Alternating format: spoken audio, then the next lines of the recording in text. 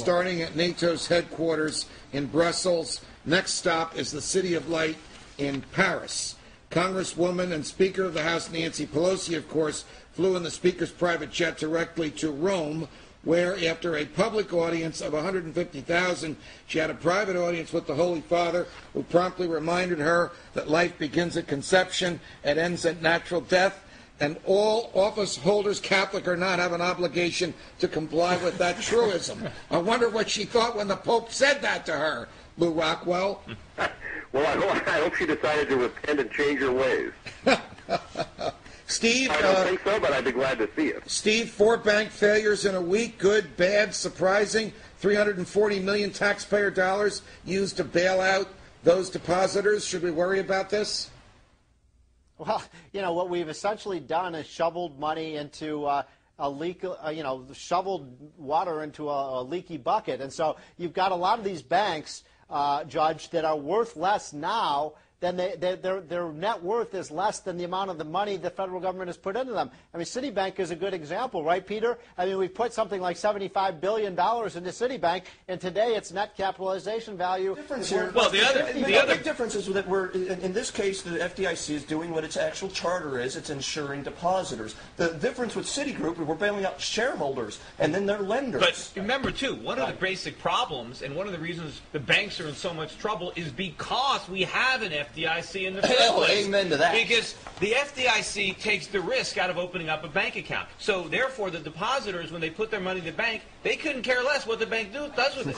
And so the bank does all these risky loans because the people don't care, because if the banks go under from those risky loans. Right. So in the meantime, the depositors say, look, take whatever risks you want because I want a high interest rate. And if you go broke, the government's going to give me the money. We shouldn't even have an FDIC. And because we have one, we're going to have far more bank failures. During the entire Great Depression, during all the years of the Depression, only 2% of the money on deposit was lost at banks due to failures. We're going to lose so much more money now because way more banks are going to fail, and the FDIC is broke. There's no money there, so they're going to have to print it. Where does the FDIC get its money from, as if I need to ask? Well, it gets it from fees from the banks, but of course where it's actually going to get it when the big banks start to go down and we start to have hundreds of more bank failures, going to get it from the printing press. The Federal Reserve is going to print it for them, the way the federal government gets the rest of its money, because as Peter and everybody else has pointed out, they're not raising taxes.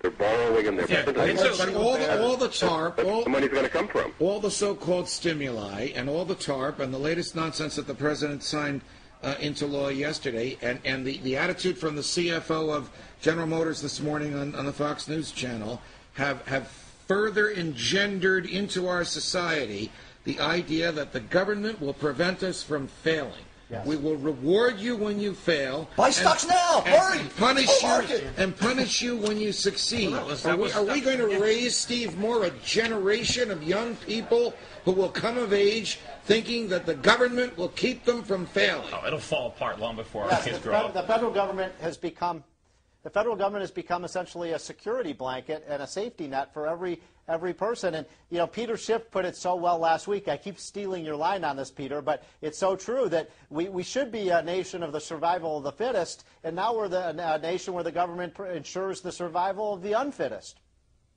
To mention one trip, there's all these problems with Senator Burris of Illinois. And I think it was the Wall Street Journal or one of the newspapers tried to get a comment out of Senator Dick Durbin, the other senator from Illinois.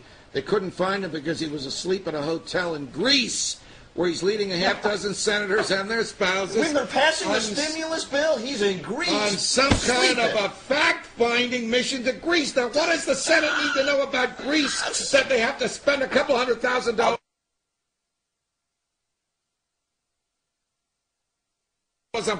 I'll bet you anything they spent a couple $100,000 of taxpayer money to send him to Greece so that he can meet with someone who actually was lobbying for more of their own welfare dollars so that they can donate it to him later and he can fund them more wealth. It's a wonderful mission. Lew Rockwell, is it sad that we actually laugh at this kind of and expect this kind of gross waste of taxpayer dollars, that he had to be awakened in a hotel in Greece? It's a ripoff, although I must say I don't mind Durbin going to Greece. I mind him coming back. All right, nicely put. How bad was this week in American history? in terms of the amount of money I think it's borrowed pretty, and spent. Is anything well, worse? what did we get this week? They passed the stimulus, and now they got this new housing bill. And so, I mean, this is a disaster. For relative America, to other for weeks, freedom, for the Constitution, relative to for the the last economy. 6 weeks, Peter, how bad is it? I think it's pretty bad. And also look at the breakout. You can see what's happening to the price of gold. You can see what's happening to the stock market moving down. As I said, we talked last time. The Dow is now worth less than 8 ounces of gold. Last week it was still worth 8.5. It's losing value every week. Steve Moore, how bad has the government caused us to become since last we met last Wednesday? Well, as Peter just said, every single day it's a new bailout for some industry or some homeowner. And, the federal government can't bail out all of us. We now have a situation this year where the federal government will borrow more money than the federal government did for its first 200 years of existence. I mean, these are uncharted territories. We don't know what's going to happen because no country, at least the United States, have never borrowed this much money before. Complete collapse. The currency is going to collapse. The economy is going to collapse. There are plenty of. I hope you're wrong, Peter. We only have about 90 seconds left. Lew Rockwell, this is your first of many Wednesdays with us, but since last Wednesday, how bad have things sunk? Well, they're making us poor. I mean, that's exactly the way to think of it. Every American who's not on the government payroll is being made poor for the benefit of the ruling class, these government employees and bureaucrats and the corporate executives who are also on the payroll, who are all far wealthier than the rest of us. So we're being ripped off more and more. The government agreed since last we met to borrow $1 trillion in the stimulus package. Have they ever wasted more money in a single week, as far as you know? Maybe with some of the guarantees they've done over the last 6 months, they might have.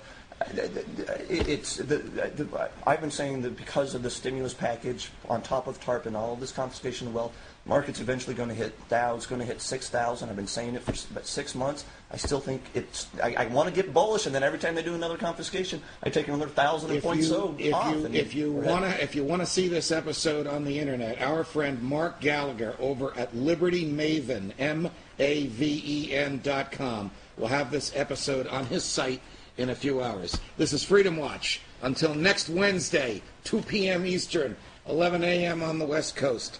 Stay free. Thank you, guys. Hey, thank you, Judge. Thank you.